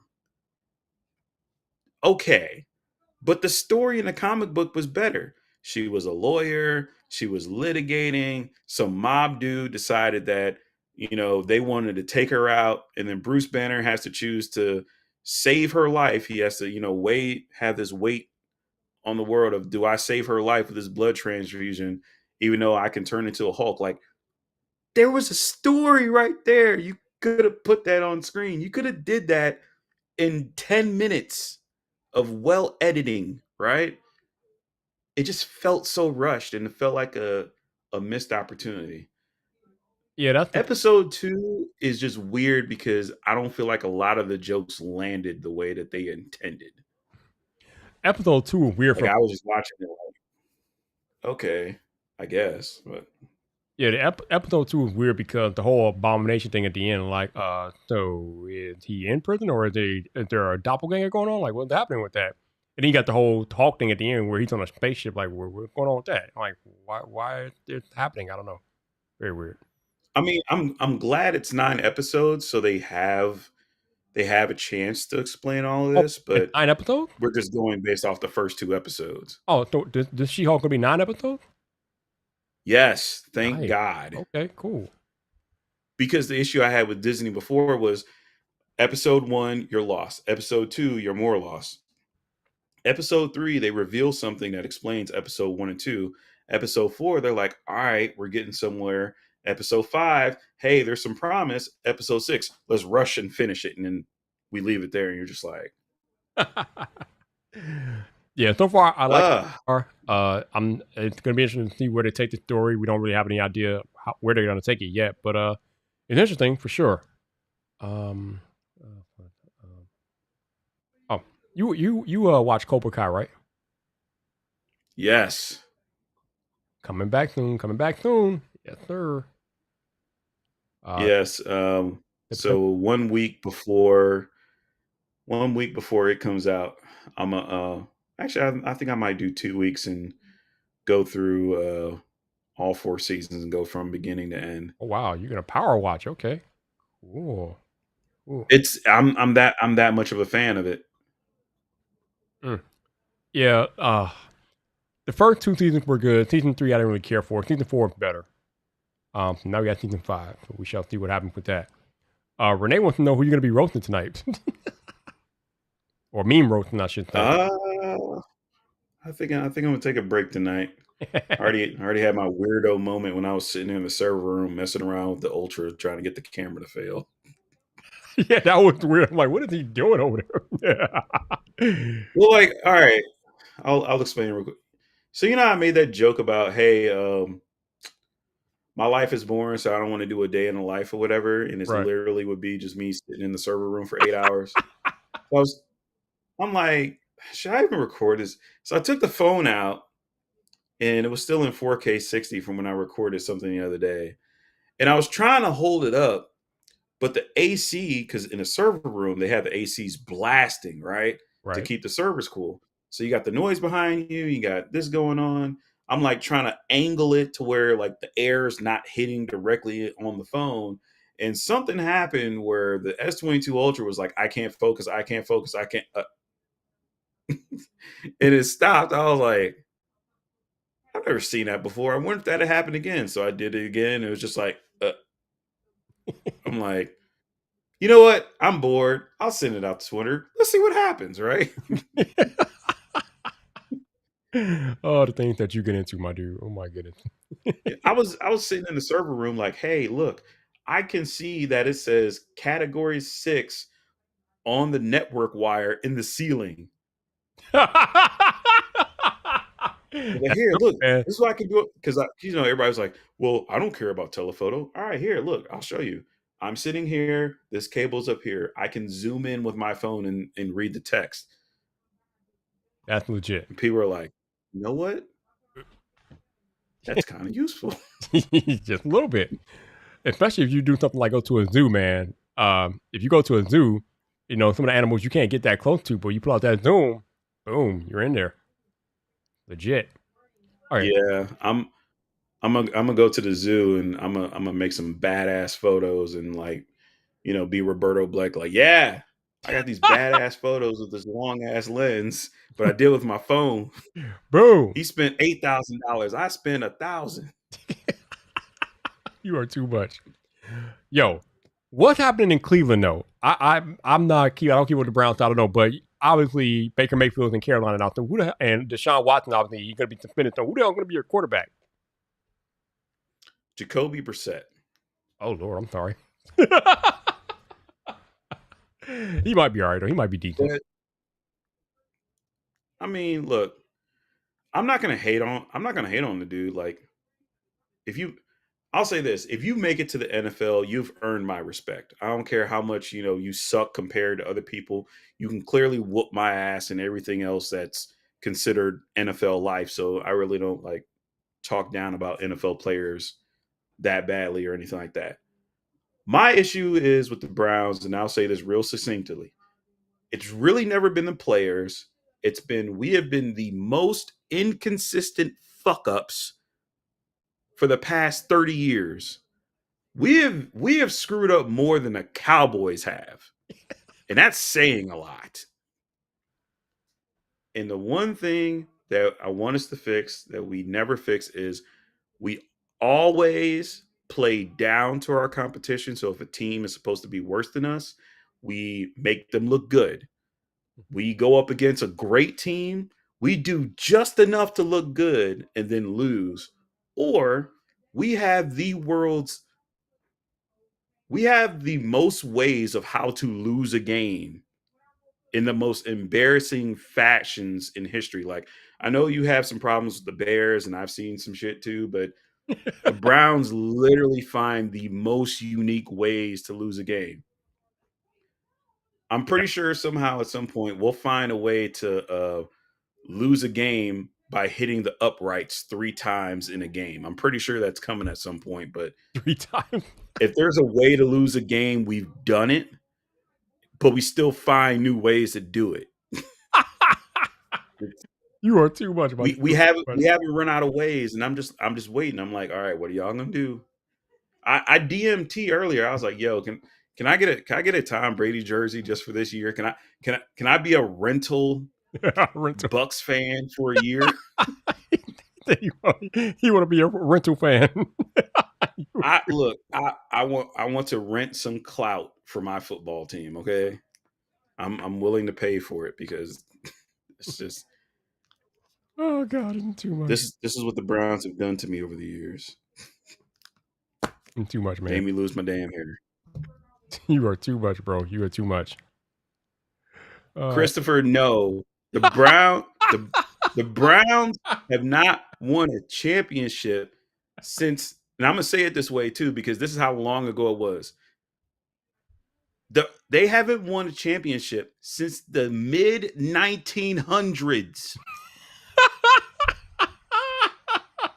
The last time the Browns won any sort of championship that wasn't even a Super Bowl was 1964. 1964. Y'all had 3 championships in like 10 years. I don't care. Yo, tell them how you feel, baby. Tell them how you feel. Oh God. There, the, no other fan on earth has suffered more than a Browns fan. And we have the highest attendance rating of any football team in the league. Man, y'all are from die. We went we had a coach that went 3-31 and the team didn't lose money.